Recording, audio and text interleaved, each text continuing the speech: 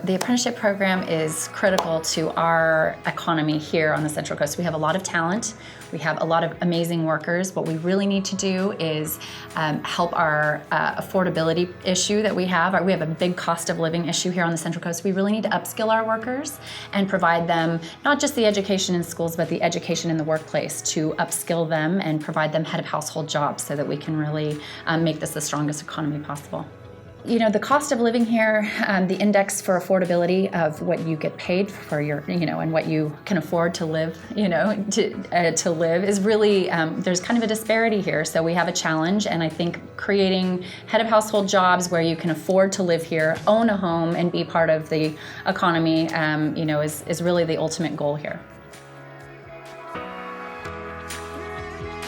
Yeah, so we have 6 clusters of industry, and really, we're finding that there's a huge emergence in the tech industry, and there's a really big place for that, as seen by the local apprenticeship program that's ongoing. We also see a lot of need for advanced manufacturing jobs. Locally, we're hearing from our employers they can't find the right people. They'd be happy to train the right people if they could find them, and they were screened kind of for the soft skills. So it would be really fantastic to kind of play matchmaker, find those people, get them into the companies that they need, and really work with them through some sort of apprenticeship program to get them to the right training and level to support our industry leaders.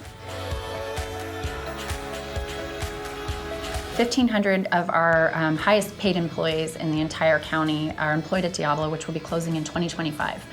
So we're going to see a transition, but we have these high-skilled workers. Some of them can be repurposed into our economy with the right training. I know PG&E is working on their own program to retain those and retrain those people for other jobs within the organization, but ultimately we'd love to see high-skilled workers be able to start their own businesses, grow, provide engineering services at other existing businesses, and really strengthen the economy here in another way. It's really a phenomenal opportunity actually to diversify from one single largest employer, that's our model today, to some very strong, more balanced companies across the board. I think it makes us more resilient and more stable over time, so that the fear of losing one large employer is not really a threat to our economy in the future.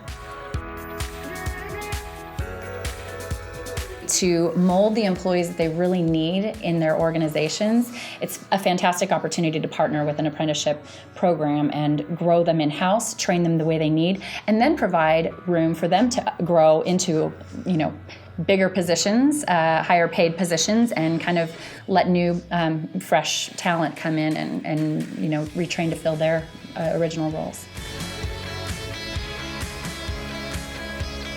Actually do a search to find out what you really want to be when you grow up, no matter what age you are. I think everybody really should be reinventing themselves to find their biggest strength. But ultimately, if you are in a position where you feel like you can offer a lot more, even if you're where you are, if you're where you think you need to be, finding out what organizations are out there and companies that are out there on the Central Coast, and kind of targeting where you'd like to be and figuring out how to be trained to get there.